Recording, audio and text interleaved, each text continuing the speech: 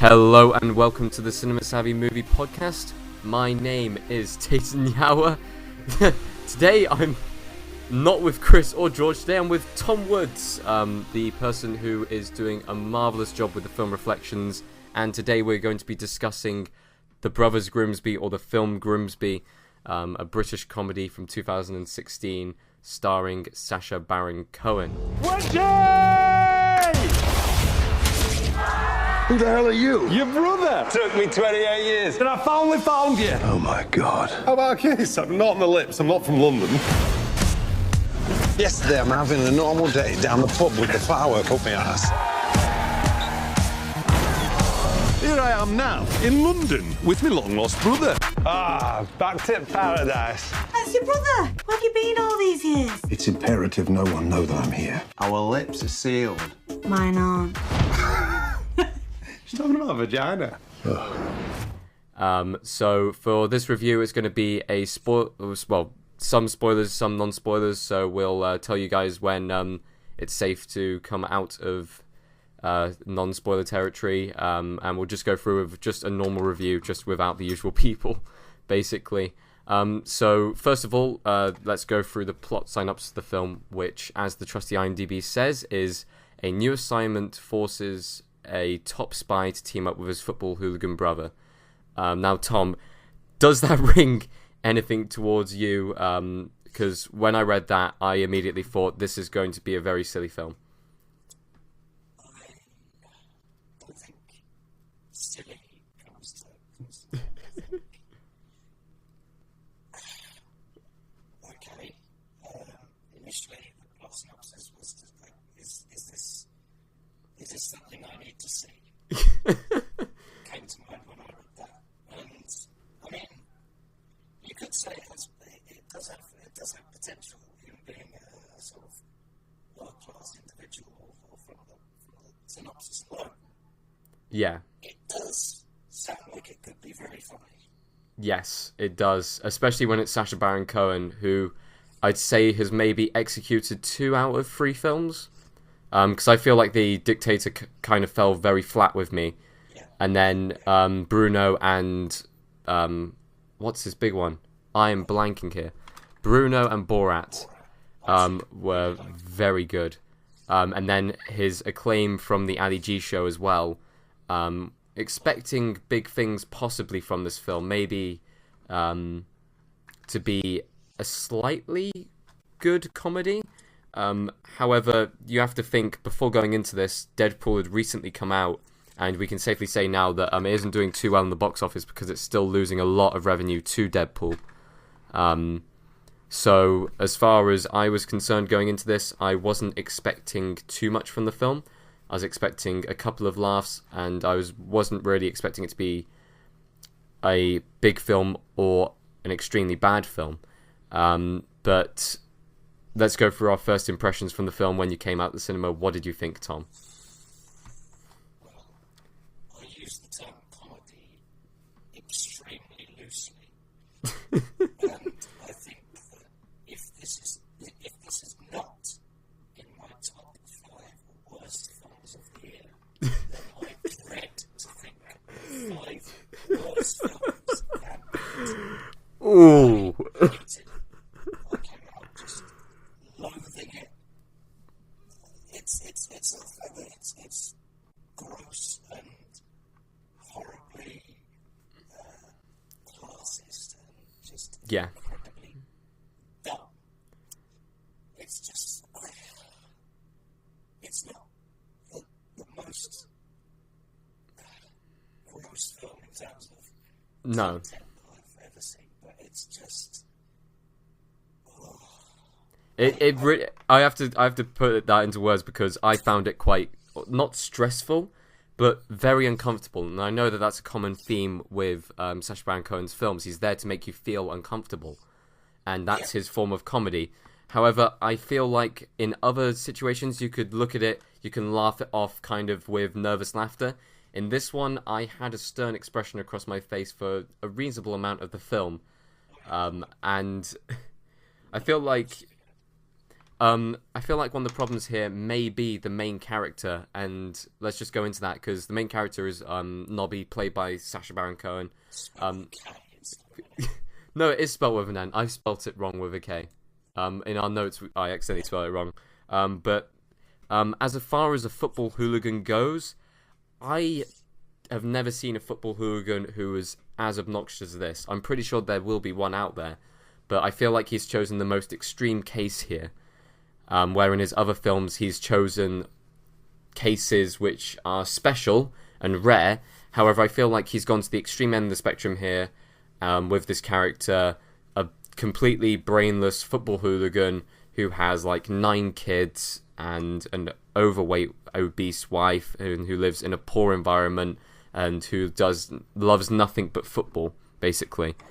And it doesn't exactly paint a good picture for people who are from the town of Grimsby. It doesn't, and that's one of my main problems with it, is that this main character is the joke is he's poor.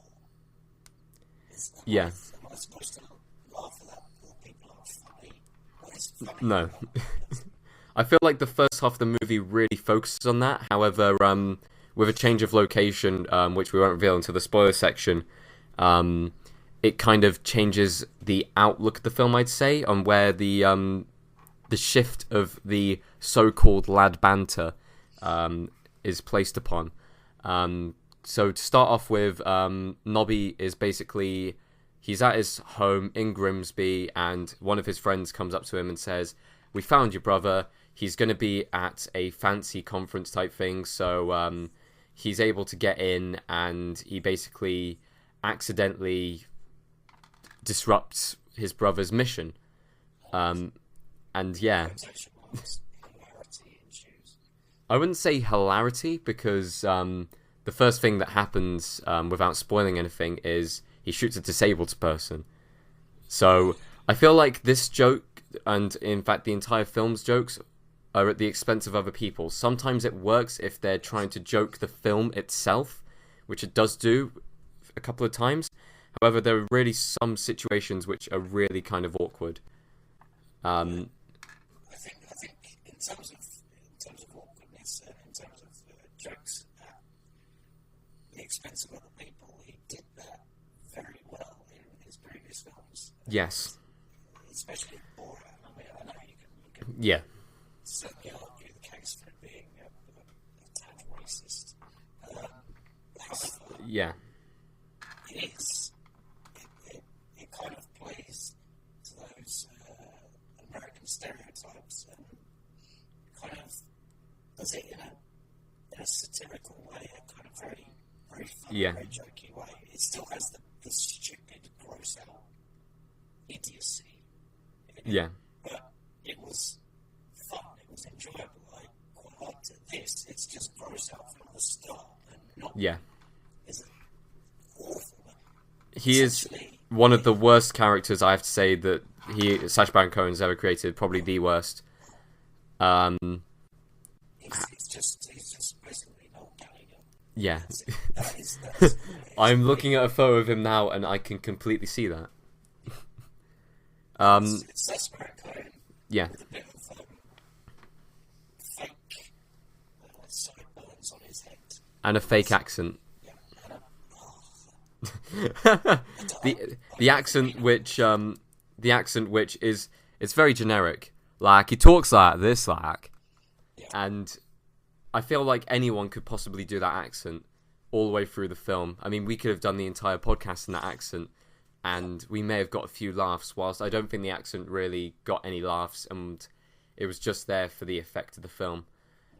So Nobby's character, very obnoxious, just to sum up, wasn't really received well.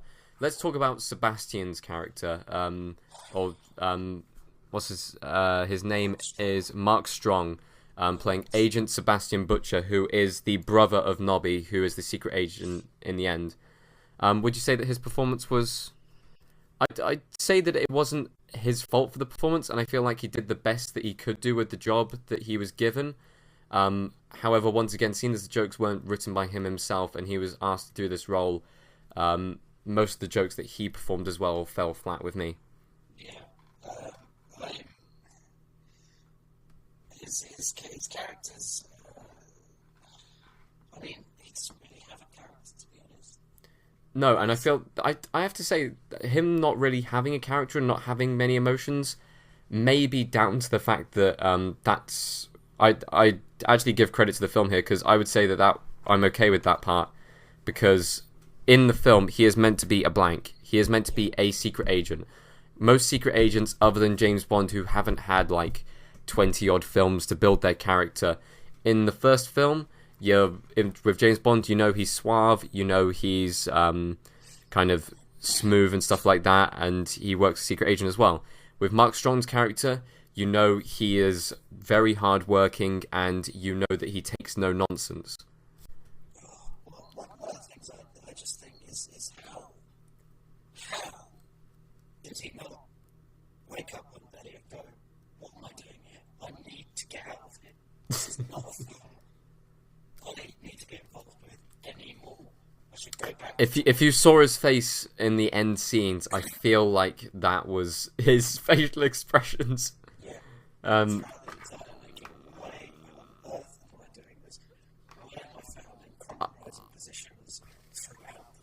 Yeah, I'm a horrible and gross, and is a complete travesty. And as an artist, I refuse to do it. It's the exact thing he should have said. It's no, sorry. I have to say though, I'm going to pull out the Michael Caine argument here, because he was once interviewed to say, why do you do, because you do a lot of good films, you're a very good actor, and sometimes you pull off these really, really bad films. Why do you do those? And he says, well, I did those for the money. You should see the house or the car or the boat that I bought with the money from that film. So I don't blame an actor to every now and then do a film like this. I mean, have you seen Robert De Niro's career recently? I'm pretty sure that he doesn't have any passion in the films that he's actually doing, and he's just looking for the paycheck. I know, but I feel like that may be because his best time's behind him. In this case, I feel like Mark Strong was possibly asked because he's a perfect fit for a character like this, I would say. Sadly, as in high-budget character. He's a perfect fit for this. And as far as the paycheck is concerned, I feel like he would have been happy to go through with that. I suppose you can say that he looked at the script and thought, Yeah. really? And then at the beginning, got to the bit in Africa and went, okay, it's a holiday to Africa. So shall we talk about some of the side characters in this film? Let's talk about the one which literally had no choice but to be in this film, and that is Isla Fisher. Is it Isla Fisher or Isla Fisher? I think it's Isla Fisher.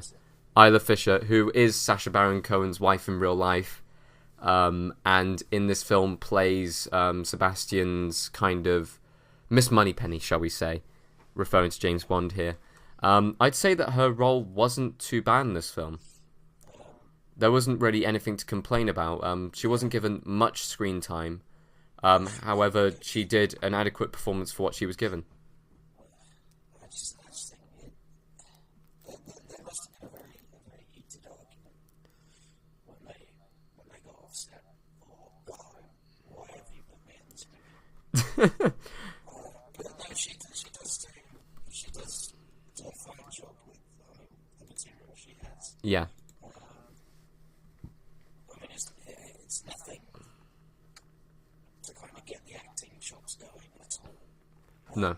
That's fine. But yeah, she's perfectly fine in it. As far as other minor characters, and I would say Rebel Wilson, I'm not a fan of Rebel Wilson's comedy in the first place, so I was just not happy about the casting choice in the film.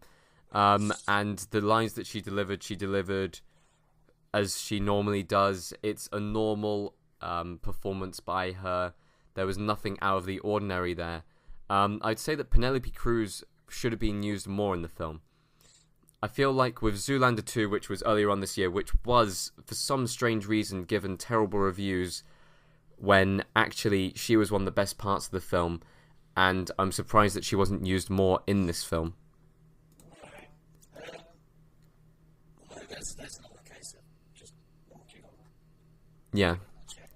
It's more that I feel like Penelope Cruz's character, because they're listing her as a major character, I'd say that she was more of a cameo, if anything. I'm sure it's the way she's really in it. Yeah. Is that They needed a person to fill in that character, who we won't reveal at this present moment in time.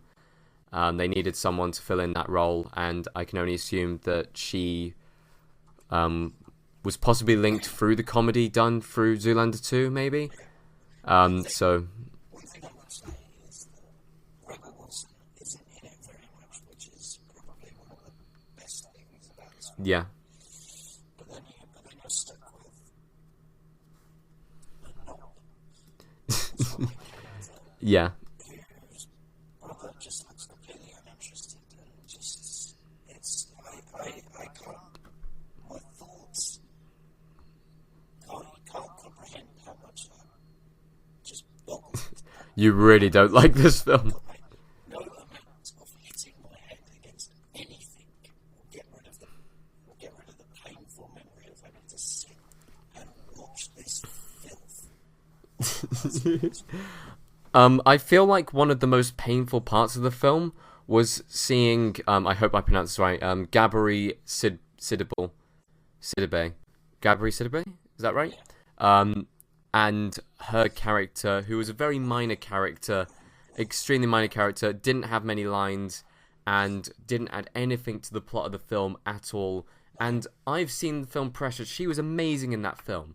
She has been amazing in a couple of films now, and she has brilliant acting talent.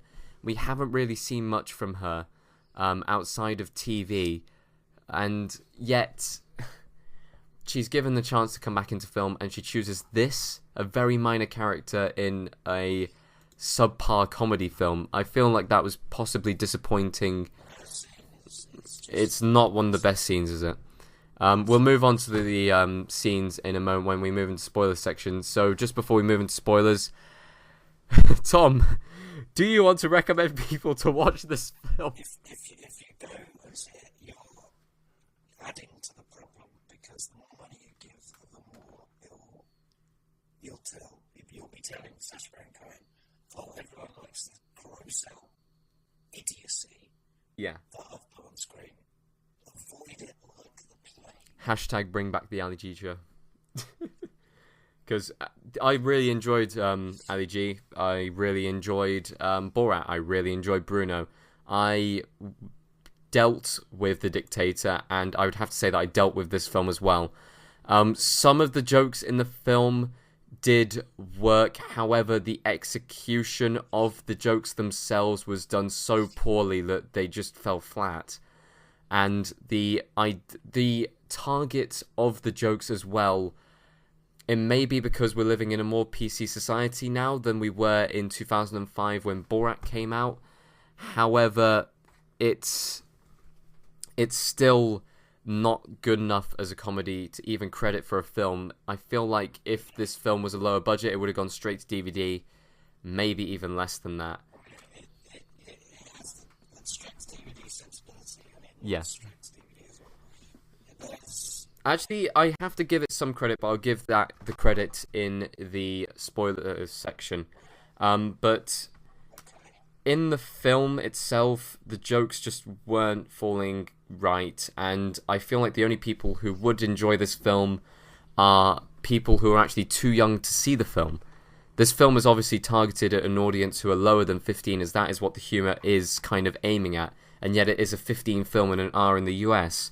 So I feel like the target audience is wrong here, and he either needs to cut down on the gross-outedness, or he needs to raise the maturity and the target of the jokes, and either which way, the film premise just doesn't work in the first place, personally for me. So that's my opinion. Recommendation, if you've seen the other films by Sacha Baron Cohen and you are a fan of his films, then you're obviously going to go see this. If you're a fan of comedies, don't go see this. If you want to watch a gross out film, you go see this. This is I always go back to this argument with films like this, the Fast and Furious argument. You put this film on, stick on the background, and subliminally watch it whilst laughing every now and then. However, this film has that formula without the laughter. So, it's not really a film that you want to go and see, and as the critical reception has shown, I mean, it's been given, strangely, 50% on Rotten Tomatoes, but if you look at the top critics, it's 38%, which is really low. I'm surprised that 57% of the audience liked it, which also surprised me.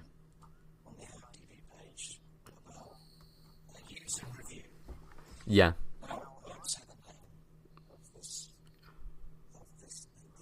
But is this the one that's given it 9 out of 10? Yes. Not for so much in the cinema since the parole, so I can't. There are no laughs in the cinema. Maybe a few people chuckle, but it was. In our cinema, I have to say there was a few laughs. It was just like I just thought, what on earth is who actually finds this remotely interesting or funny? I have to say that probably some of the laughs came from the whole, what is going on here? Why am I watching this? Maybe. Yeah, but then you just go, well, so you laugh at it for a bit, and then you just go, oh wait, what am I actually watching? I would rather, if I wanted to see this level of gross out humor, I would just look at what I've left in the toilet. That is fun. That's an accurate representation of the film, I'd have to say. As you can tell, we both didn't like this as well. Tom hates this. I had dislike for this. However, whilst we're moving into the spoilers section now, so if you don't want to have any spoilers about the film, then leave now. If not, stick around. We're going to talk about my actual favourite part of the film, which there is a favourite part of the film for me, and I feel like those were the action sequences at the start. They worked with me. The whole chase scene done in first person, because I know that there is a film coming out later on this year. I can't remember what it's called. It's something Henry. I can't remember, but it's going to be a first-person action film, and I say that the first-person camera work and the action done at the start of this, it felt like a low-budget Bond film, which, for a comedy movie, is actually a pretty good achievement, and I quite enjoyed that section of him trying to chase them down and taking out people in first person. I thought it was quite entertaining. If it had a bit more of that in the movie, then it would have been better. Hardcore Henry, yes.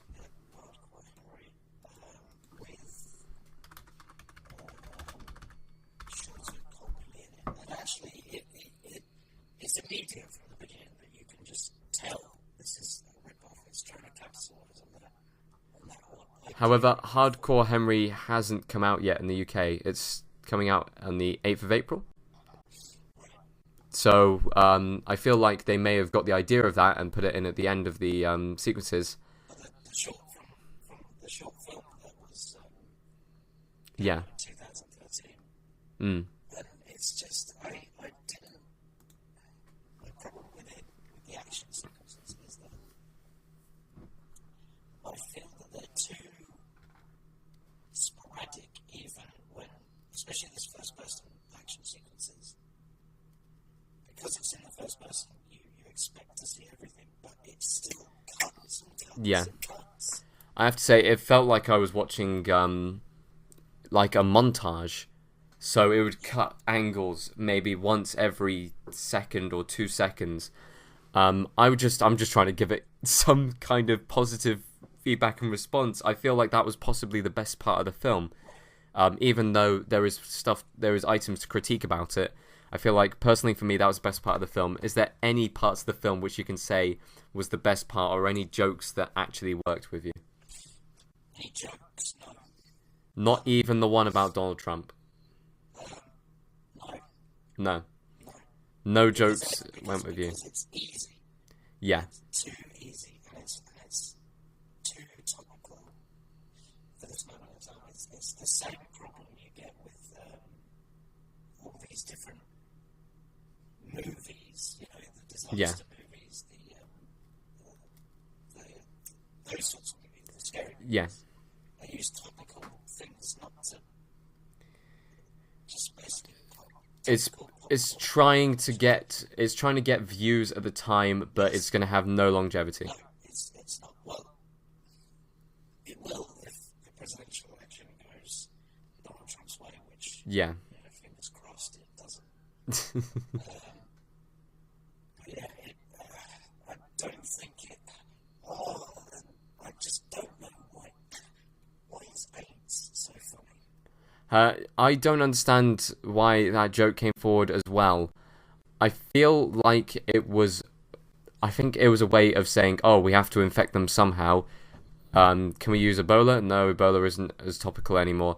Okay, let's go with something that's all topical. Let's go with AIDS, because it's easily transferable between blood. And, like, I that's the only thing I can assume. I don't know why.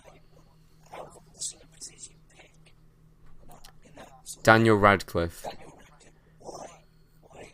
And they don't even actually get Daniel Radcliffe to play the part. And then they superimpose Donald Trump's face over someone else's body. There are a lot of flaws with this film. A lot of flaws. And there are a lot of jokes which fell flat. And I feel like the joke that everyone is talking about at the moment is to do with the elephants. As soon as I got immediately, I just wanted to walk out. I'm surprised that at this rate you didn't walk out. I really am. Because To stay, otherwise you can't. I've almost walked out in a couple of films before. If you leave, then you can't. Give it a fair representation of the entire film, because the ending may be better than the start. However, it just didn't roll with it. That was the moment. That actually it was before that. It was before that. I thought, what am I doing here?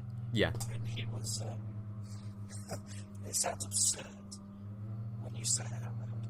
When Sacha Baron Cohen's character Nobby is sucking poison.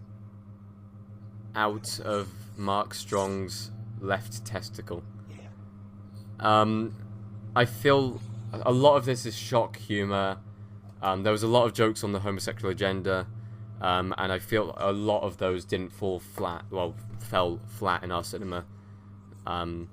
However, when I was leaving the cinema, even after all of these jokes fell flat and there was maybe a couple laughs in the movie, I heard at least 5 people walking out saying, "Oh yeah, that was really good. Totally gonna buy the Blu-ray." And I'm just thinking, wow, really? I did almost have to stop them there and say, "Are you kidding?" I don't want to live on this planet. Oh, brilliant. So let's actually talk. Okay, so for people who have stayed and haven't actually watched the film yet, there is a scene where they're out in the African plains. They're trying to hide from a couple of people who are trying to kill them, and the foreshadowing beforehand. Nobby is watching a documentary with his kids where it mentions that an elephant's vagina is like 20 times the size of a human one, and you could fit a person in there. So they have a scene where they hide an elephant's vagina, and then once they've finally hidden themselves, how ridiculous is this? An elegant orgy ensues where they have to basically, are you ready for this? Masturbate the elephants all in order so that they're able to escape from the elephant's vagina. Where does he come up with these ideas? Does he think, what is the most obnoxious thing that I can do next? I feel like that is what the stage we're at. And then the second scene, which people are talking about, is the rocket dildos at the end, shall we say, where both Sacha Baron Cohen and Mark Strong have to defuse a bomb. So to do so, they sit on top of rockets, like using it like a dildo, and just everything about both of those scenes is just wrong, and there for the shock value doesn't fall right. You're questioning it. I don't know, it's ridiculous. Your question is at the end, why did the rockets not explode? Yes. Why did the fireworks not explode? That elephant scene, though, I just go. It would be shocking. It's shocking. It was shocking and gross when it was just going to be one elephant, but it ended up being an elephant orgy. Just goes for too long. Yes. Joke. It's the Family Guy thing. Jokes just overstay their welcome. And this is exactly the same thing. The entire scene was about 10 minutes long, which you'd think, oh, it's going to be like a 30-second skit scene type thing. Nope. 10 minutes long. 10 minutes was spent on just this one scene, which added nothing to the plot at all. So then some prop guys that make those. Yeah. And you question your career choice when you end up making prop things for Sacha Baron Cohen films. Yes. So... Ridiculous. If we're gonna move on, yeah. Cameos. Yeah, sure. Because you've got a whole host of cameos. You do. People who you thought. There was only one cameo in this film which I feel worked, and that was Johnny Vegas. What's this Johnny Vegas doing in it? I feel like Johnny Vegas wanted a break from Benidorm and wanted to go to South Africa, so he signed up to this movie. And to be honest, he is probably the most famous northern celebrity of that. He is the most famous person of that archetype that I could think of. Yeah, well, you also have Ricky Tomlinson in it. Yeah. Was it Royal Family fame? And Mike Bassett, England manager. And then they managed to also get Raheem Sterling. As a Liverpool fan, I hate him. So Being Liverpool fans, it's we're still salty about the final last weekend. Ian McShane in it. Yeah. Ian McShane. Even David Harewood, like, he's been in some good films like Blood Diamond, and it's just people choose the wrong films sometimes. People do, and there's nothing that we can do about it. Oh, that's something that I kind of wanted to discuss. Is Yeah. the joke at the end? It does just seem like it's shock. It's for shock value. Yeah. It's where Ricky Tomlinson's quote-unquote character, who, in the official IMDb cast and crew page, Yeah. his character is called Tayte Pete. Hmm. And there's a joke at the end in which you look at it, well, the joke comes where you're can't actually remember the specific line. I can't remember the line as well. However, the joke was basically, it was just crude. Just a sex offender. Yes. And then he cheers. Well, that's not very funny. No. A lot of these jokes were crude and cheap. And as we've gone through the discussion, not many of them, well, almost all of them fell flat or just didn't work and were wrong. I went into this review thinking, oh yeah, there was a couple of jokes which worked, and looking on reflection now, I'm finding it very hard to actually recall those jokes. So, like, if you had to really think about it, what would you say you liked about it? The only element of the film that I liked was the fact that it will hopefully deter people from making films like this in the future.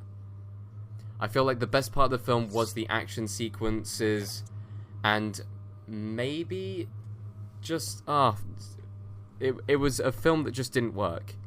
And a lot of people who are younger will go and watch this film, and it will be a travesty because they'll start quoting it and talking like it. And there are better films out there which could convey that life. One film which isn't a comedy, which conveys life better up in the north, is Billy Elliot, and that's an inspirational film. There are many other films out there as well that convey across the same message. I mean, even watching an episode of Benidorm, I mean, a lot of the characters in that TV series are northern, especially Johnny Vegas, yet the jokes work. In this film, none of the jokes work. Yeah.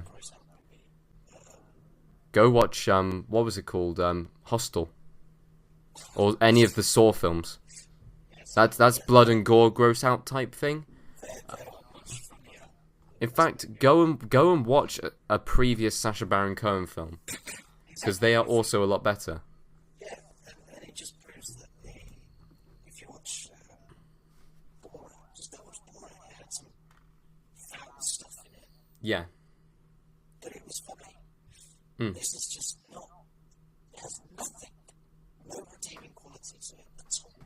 And I was absolutely glad when it ended. It's far too long, even though it's For me, it felt short, to be honest. But it was 90 minutes of a lot of cringing. So once again, you're happy to say don't go see this movie. I'm happy to say don't go see this movie unless you are a huge Sacha Baron Cohen fan and you have no other choice but to see this movie. I'm hit. It's toxin. I'll be dead in 90 seconds if you don't suck it out. Absolutely not. Thank you ever so much for watching us rip a new one into the Brothers Grimsby. There you go. I've just said a joke better than the film. Make sure to leave a like and comment, and of course subscribe to our channel. One of the next big films that are going to be coming out pretty soon is going to be Batman vs Superman towards the end of the month, which we are all excited about. Hopefully we'll have all 4 of us in for that one for a round table discussion. So the trailer, well, not the trailer for what I won't see Grimsby, but the advert Yeah. for the Turkish Airlines. It was actually really Yeah, they looked really fun. All of the adverts for it, the advertising campaign as well, has been done very well. So that's a fair comment. I had some good trailers as well. Thank you ever so much, guys, for watching, and we'll see you in the next one.